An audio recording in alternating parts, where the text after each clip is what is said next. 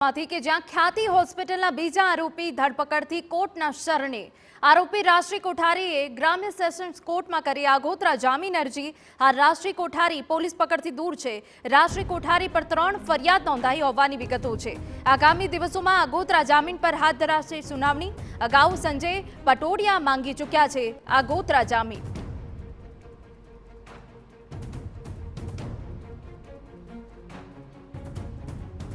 तो आरोपी राष्ट्रीय कोठारीए ग्राम्य सेशन्स कोर्ट में करी आगोतरा जामीन अरजी। आपने जणावी दे कि हाल राष्ट्रीय कोठारी के जे पुलिस पकड़थी दूर छे, राष्ट्रीय कोठारी पर 3 फरियाद नोंधाई चूकी है। आगामी दिवसों में आगोतरा जामीन पर वधु सुनावणी हाथ धरवामां आवशे। अगाऊ संजय पटोडिया ए पण माफी मांगी है आगोतरा जामीन तेवी पण विगतो मળી रही है। तो ख्याति होस्पिटल कांड के ज्यां बीजा आरोपी हवे धरपकड़थी कोर्टना शरणे पहोंच्या छे अने ग्राम्य सेशन्स कोर्ट में आगोतरा जामीन अरजी करी है। जो कि आरोपी पोलीस पकड़थी दूर है, परंतु ते पहला आगोतरा जामीन करवामां आवी छे। आगामी दिवसों में हवे वधु सुनावणी हाथ धरवामां आवशे।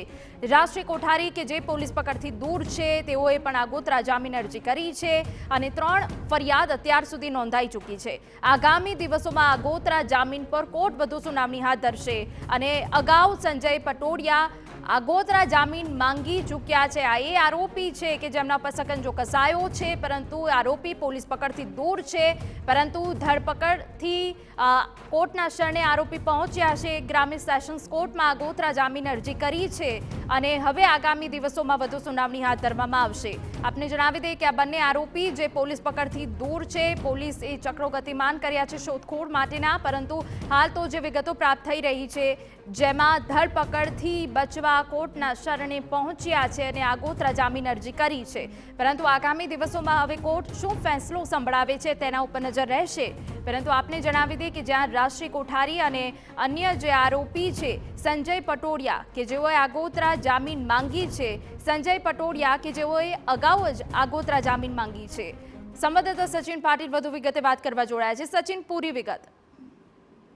જો જે ખ્યાતિ હોસ્પિટલ વાળો આખો જે મામલો છે એમાં જે બીજા આરોપીઓ છે એમના દ્વારા પણ હવે આગોતરા જામીન અરજી જે છે કોર્ટમાં કરવામાં આવી છે, જેમાં આરોપી રાજશ્રી કોઠારી જે છે એમના દ્વારા પણ અમદાવાદ ગ્રામ્ય સેશન્સ કોર્ટમાં આગોતરા જામીન અરજી કરવામાં આવી છે અને હજી પણ એ પોલીસ પકડથી દૂર છે।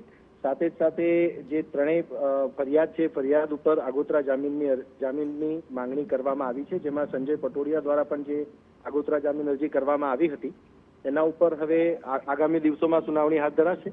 આજે જે સુનાવણી કે ઓર્ડર થવાનો હતો એ ઓર્ડર આજે નહીં થઈને એ સુનાવણી મુલતવી રાખવામાં આવી છે, એટલે આગળના દિવસોમાં આગામી દિવસોમાં આ મામલે સુનાવણી હાથ ધરાશે અને એમાં કોર્ટ પોતાનો ફેસલો સંભળાવશે। બિલકુલ, આગામી દિવસોમાં વધુ સુનાવણી હાથ ધરવામાં આવશે।